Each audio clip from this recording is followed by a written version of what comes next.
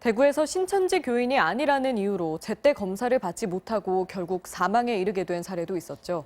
중앙임상위원회에선 과연 지금 진행하고 있는 신천지 교인 전수조사가 효율적인가에 대한 의문도 제기됐습니다. 이지선 기자가 취재했습니다. 지난 28일 대구에서 숨진 71살 여성은 증상이 나타난 뒤 보건소를 2번이나 찾았지만 검사를 받지 못했습니다. 신천지 교인도 아니고 대기자가 많다는 게 이유였습니다.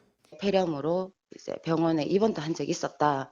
근데 검사를 받고 싶다. 이러니까 안 된대요. 신천지도 아니고 그 해당 상황이 안 되기 때문에 안 된대요. 병상이 없어 자가격리 중이던 74살 남성에 이어 80대 여성도 숨졌습니다. 이들 모두 고령의 기저질환도 있었지만 진단과 치료의 우선순위에 포함되지 못했던 겁니다.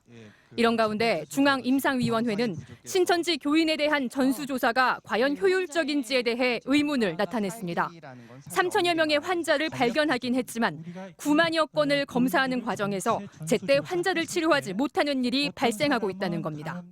바로 이것 때문에 효율적인 의료 자원의 이용이 저해되고 있습니다. 여력이 충분하다면 이 모든 것을 다 해도 좋습니다.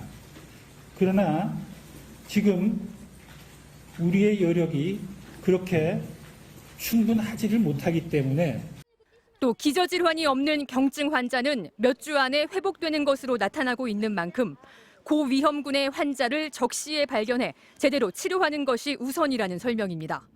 신천지 전수조사로 인해 다른 나라보다 확진 환자 수만 늘리고 있다는 지적도 나왔습니다.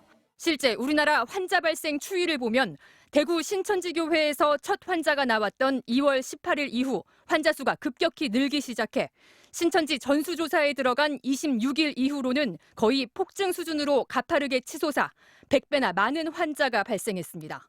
무엇보다 신천지 전수조사에 치중해 점차 늘고 있는 다른 감염 사례를 제대로 파악하지 못하고 있다고 우려했습니다. 중앙임상위원회는 또 현재 발열과 폐렴 중심의 검사 기준도 다시 살펴봐야 한다고 제언했습니다. 중국의 경우 입원 환자 1,081명 가운데 절반이 넘는 56%는 체온이 37.5도 미만으로 나타났고 중증 환자라 해도 23%는 가슴 엑스레이 검사에서 폐렴이 보이지 않아 체크리스트만으로는 중증 환자를 놓칠 수 있는 상황이라고 밝혔습니다. 방역당국은 이 같은 의료계의 제안을 일부 수용해 개정된 코로나19 대응 지침을 시행하겠다고 밝혔습니다. MBC 뉴스 이지선입니다.